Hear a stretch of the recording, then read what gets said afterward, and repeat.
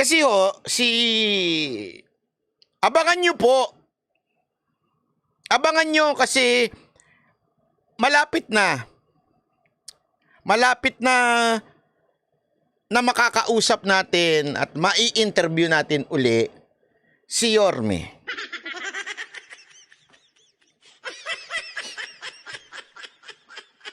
Walang biro. O ito, sabi ko nga sa inyo, kung hindi kayo isko niyan, hindi naman kayo interesado dito. Wala kayong pakialam kay isko eh. Totoo naman, di ba? Kaya wag na kayong kasi ano ba naman pakialam nyo kay isko?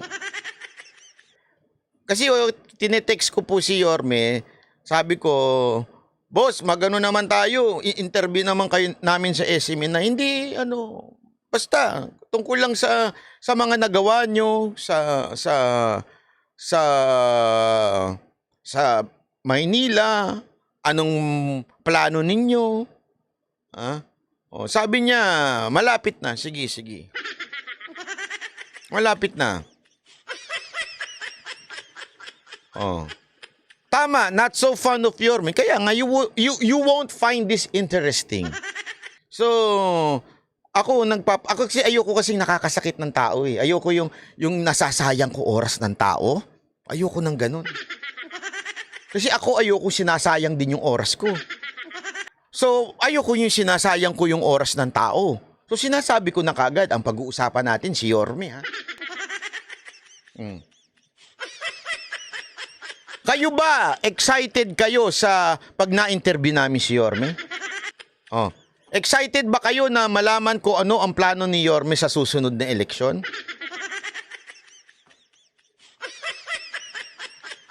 Kung excited kayo, eto na sasabihin ko. Eto na, hindi pa yun.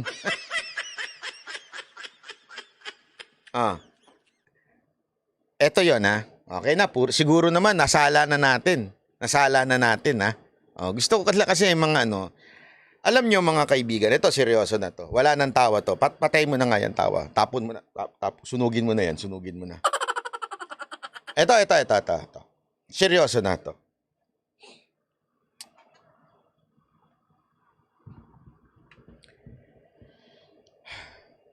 Alam nyo, mga kababayan,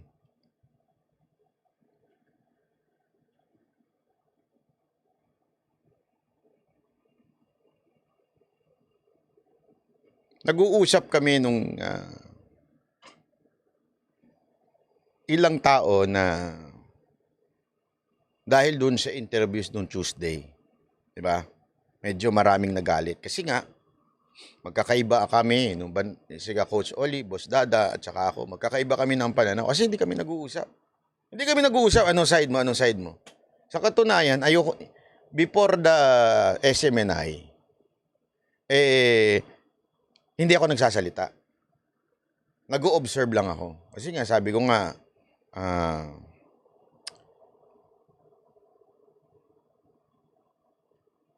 ako yung tipo ng taong walang pakialam. Gets nyo? Wala akong pakialam kung yung mga tao hindi magustuhan yung sasabihin ko. Bakit to? Hindi ako nabubuhay sa mundo na to please people. I am here to tell you the truth. If you don't like it, bahala kayo sa buhay nyo.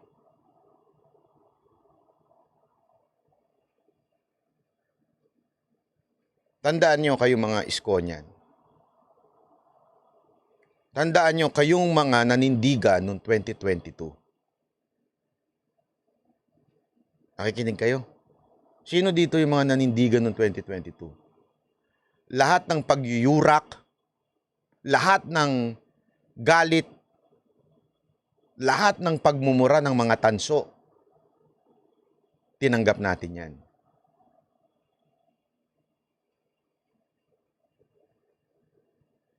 Nalaman nyo yan, di ba? Sino sa inyo dito ang nakatanggap ng mura mula sa inyong mga kaibigan?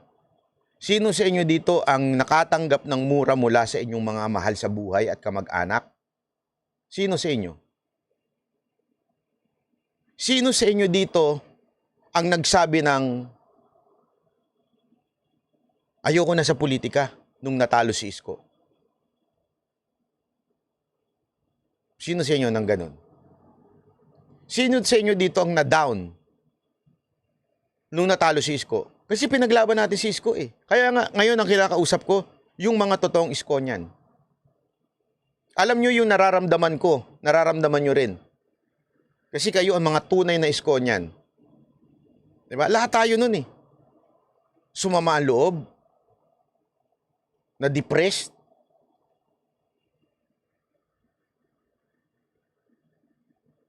lahat tayo nagkaroon ng hindi, di ba ho? Pang-aalipusta. Natandaan niyo 'yon? And yet you remain with us, Banateros. Hindi kayo bumitaw. Yan ang katotohanan. Sino dito ang hindi bumitaw kahit kayo inalipusta, binugbog, binastos, niyurakan at inapak-apakan? Sino dito ang nanatiling Banateros mula simula?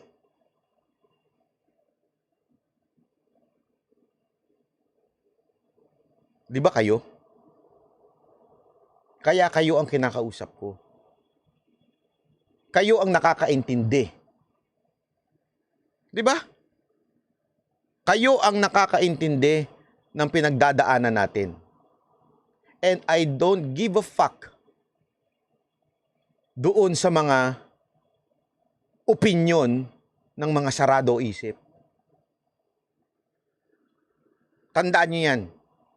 Matibay ho ang Banateros.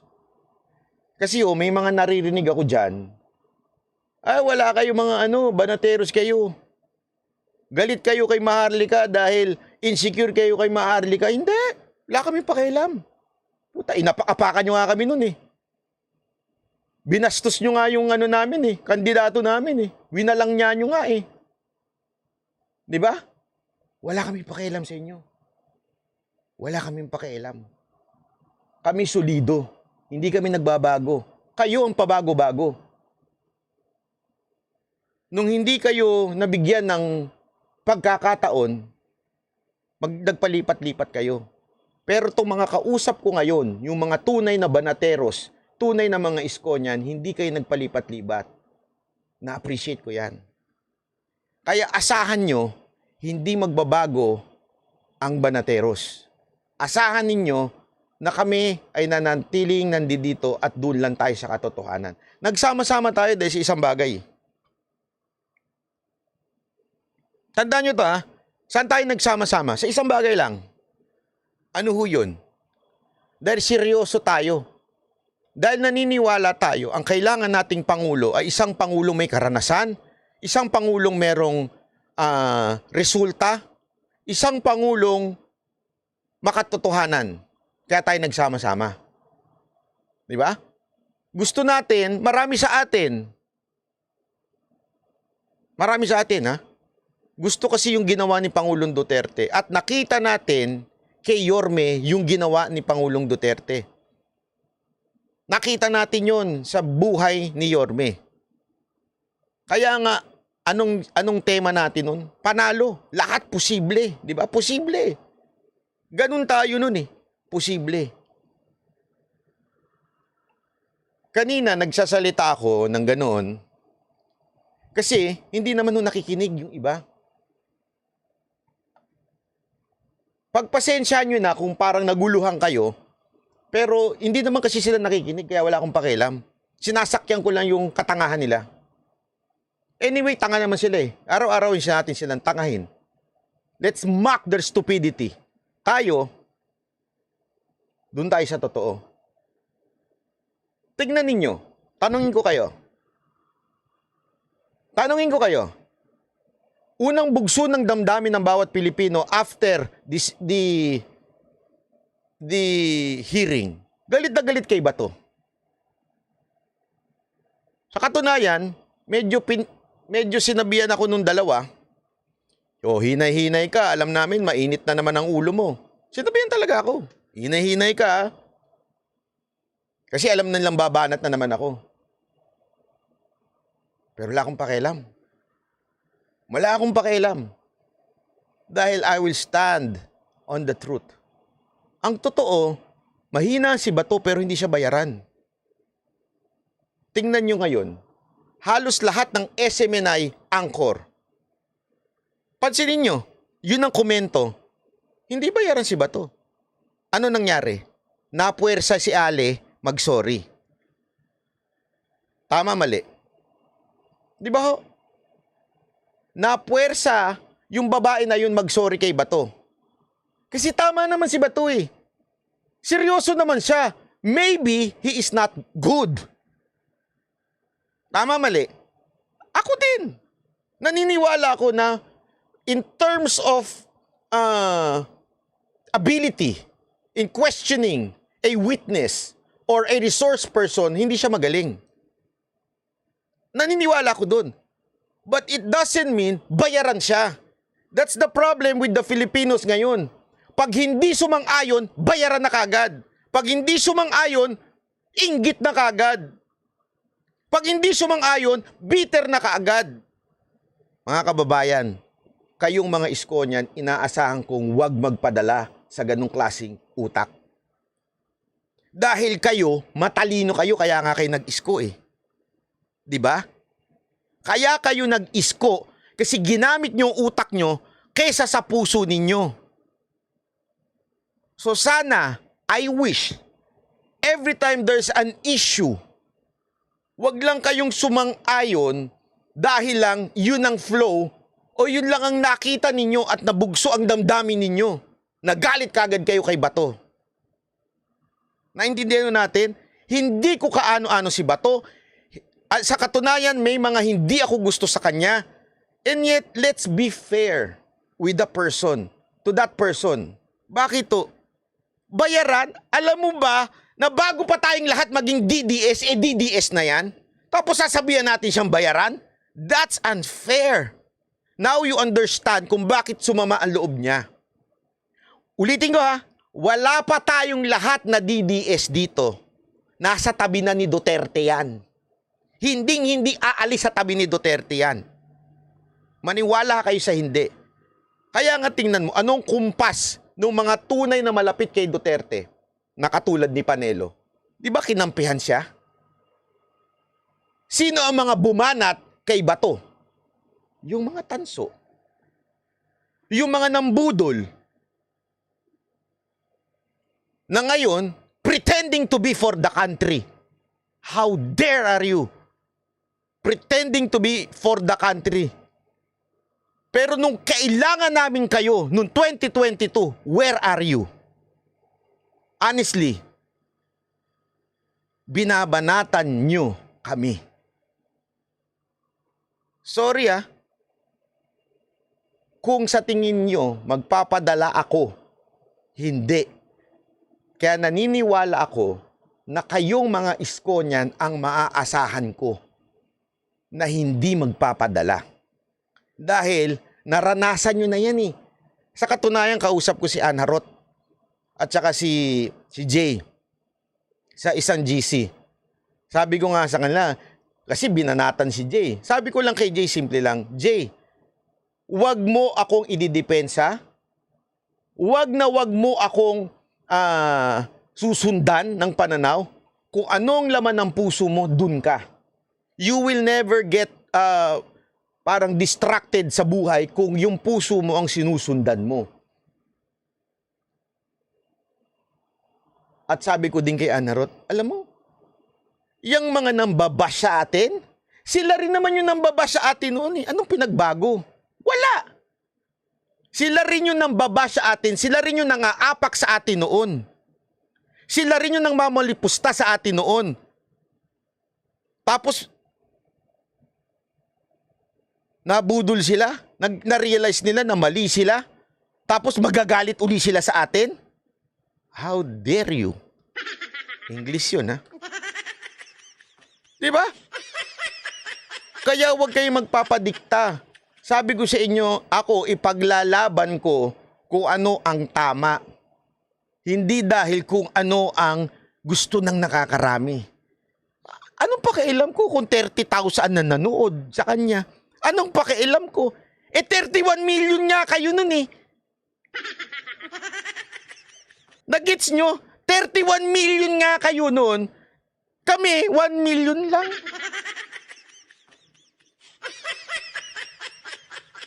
Diba? Ay, 2 million.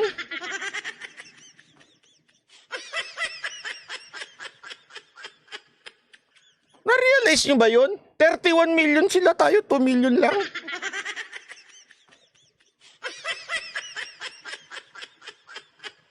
Pero wala ko pakialam. Wala ko pakialam. Bakit? Kasi, with all of my heart, kinampanya ko ang tulad ni Isko na sa tingin ko, maraming magagawa sa bayan natin. Tama, mali? Di ba ho? Tanungin ko kayo. Ito mga kababayan, simpleng-simpleng tanong. Simpleng tanong lang. Di ba ho, ang dami sa atin nagsabi, sana si Isko na lang.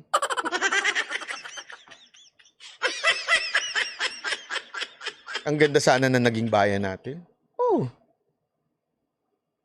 E tingnan mo ngayong Maynila. Kinakain ng buong Pilipinas ngayon. Dahil sa ginawang trabaho ni Isko. Tapos, matatakot lang tayo dahil 30,000 ang nanood sa kanya.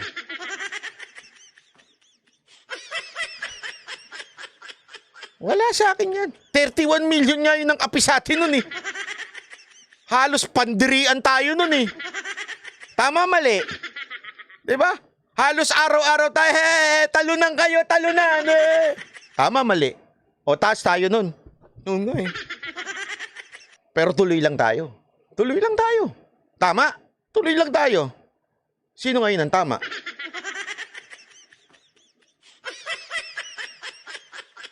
Sino ngayon ang tama? Kaya nga, alam nyo, ting pumupunta ako sa Japan, yan lagi ang sinasabi sa akin. Banat, bay, sorry. Galit na galit kami sa inyo. Minumura ka namin. Putang ina mo. Tapos ngayon, tama ka pala. Kasi nga, bakit po? Anong lesson doon? Hindi ako nagyayabang ha. Ang lesson doon, manatili tayo sa tama. Kahit ano pa ang sabihin ng iba. Kahit mas marami pa ang nagsasabi na mali si ganito, mali sa ganyan, panindigan ninyo ang tama. Dahil ang tama, kahit mas marami ang nasa mali, hindi magiging mali ang tama. You understand? That's a simple truth in life. Kasi ngayon, eto ha, makinig ko kayo. Again, yung mga hindi ho Isko niyan, malaya po kayo makakaalis na dahil kawawa ho kayo, dahil sisermonan ko kayo. Pero ganito yan eh. Tandaan niyo yan. It's the same thing with the truth in the Bible. Kung ano ang sinabi ng Biblia ang katotohanan, yan ay katotohanan kahit magbago pa ang panahon. Kahit nauso pa ang same-sex marriage, kahit nauso pa ang same-sex relationship, kahit nauso pa ang mga bagong klase ng relationship ngayon, kung ano ang sinabi ng Biblia, yun dapat.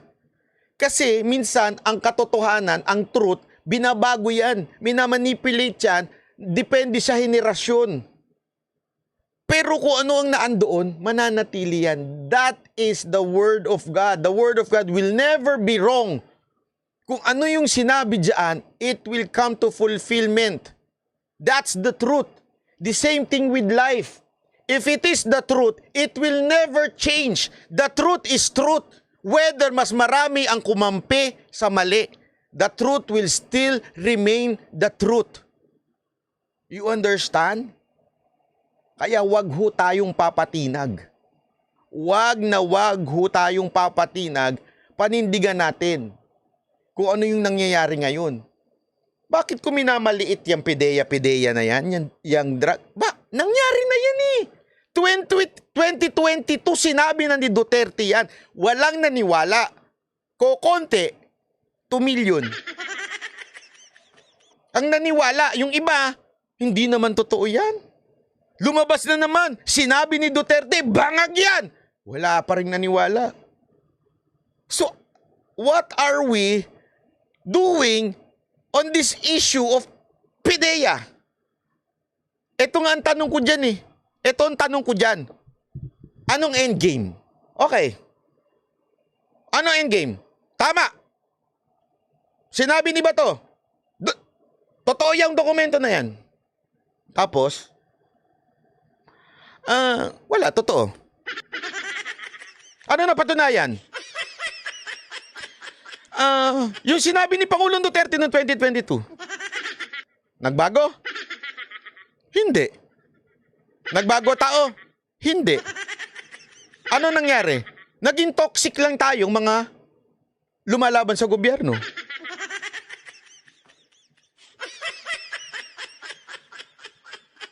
Nagigets ninyo?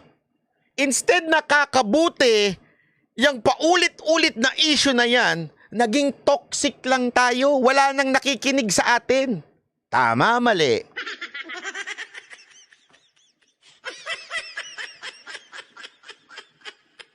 Paano ko nasabi? Kayo nga natotoksikan na eh. Yung pa kayang iba, na iba ang pananaw sa buhay, hindi matotoksikan sa atin?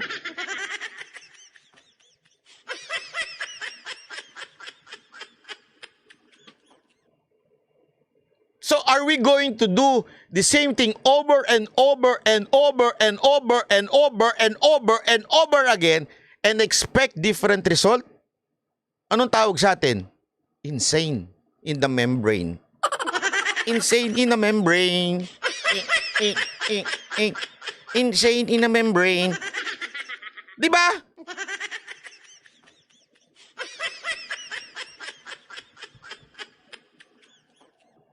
Kaya nga, paulit-ulit kong tinatawanan na lang to eh. Sa totoo lang.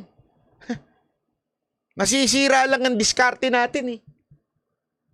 Sakyan ko lang to, sige. Para matuwa na lang yung mga, ako kontra ka na naman kay Marlica. Sige, sakyan ko kayo. Masaya na kayo. Hindi, kasi di ba yun ang gusto ninyo, sakyan kayo. Sige, sinakyan ko na kayo. Happy. Happy na kayo. Pwede ba doon na tayo sa totoong issue sa buhay? Edi aminin mo na Banat Bay. Meron talagang source si Maharlika. Oo nga, okay, happy na kayo. Magaling na si Maharlika, the best na. Masaya na kayo. Kasi ako wala akong ego dyan. Wala akong pakialam. Si Maharlika na, ako naniniwala ako may source si Maharlika sa loob. Gusto nyo malaman kung sino? Ako kilala ko kung sino eh. Ako, nabisto naming Banateros kung sino ang source ni Maharlika sa loob. Nabisto namin. Pero hindi namin pwedeng pangalanan. Kasi nagtiwala sa amin yun. Abi Ana, salamat po.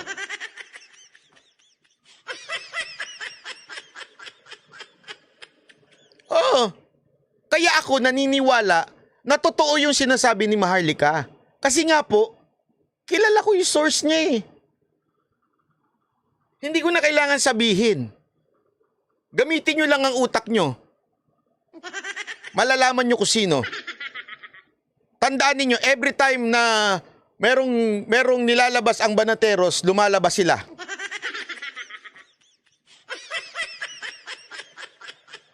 Yun ang source niya.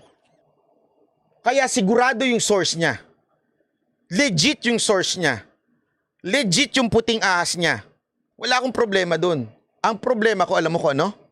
Mali yung diskarte nila. That's the truth. Yan ang katotohanan. Mali ang diskarte nila. Kasi nga, out of personal interest. If you don't wanna believe me, I don't give a damn. You didn't believe me 2022. Why would I give a damn on you now? Yan ang lagi yung nasa utak ko eh. Hindi nga kayo naniwala sa aming Banateros noong 2022 eh. Tapos gusto nyo intindihin ko na maniwala kayo ngayon sa akin. Wala akong pakialam sa inyo. Ang kausap ko dito yung mga tanso ah. Pero ang isko niyan, alam ko naniniwala kayo sa akin.